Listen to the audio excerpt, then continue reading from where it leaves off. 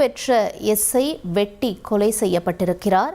நெல்லை அருகே ஒரு பரபரப்பு சம்பவமாக பார்க்கப்படுகிறது. இவர் முன்னாள் முதல்வர் கருணாநிதி, தற்போதைய முதல்வர் மு.க.ஸ்டாலின் உள்ளிட்டோர் ஆட்சியில் மேயர் மற்றும் உள்ளாட்சித்துறை அமைச்சராக இருந்தபோது முதல்வரின் தனிப்பிரிவு அதிகாரியாக இருந்தவர் என்றும் சொல்லப்படுகிறது.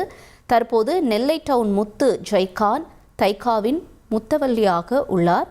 வக்புக்கு சொந்தமான 32 சென்ட் இடம் தொடர்பாக பல்வேறு பிரச்சனை இருந்து வந்த நிலையில் வழக்கு காவல் நிலையம் மற்றும் நீதிமன்றத்தில் நிலுவையில் உள்ளதாக சொல்லப்படுகிறது. தற்பொழுது இவர் உயிரிழந்திருக்கக்கூடிய இந்த செய்தி அந்த பகுதியில் பரபரப்பை ஏற்படுத்தியிருக்கிறது. வெட்டி கொலை செய்தவர்கள் யார் என்ற விசாரணையும் தொடங்கியிருக்கிறார்கள் அதிகாரிகள்.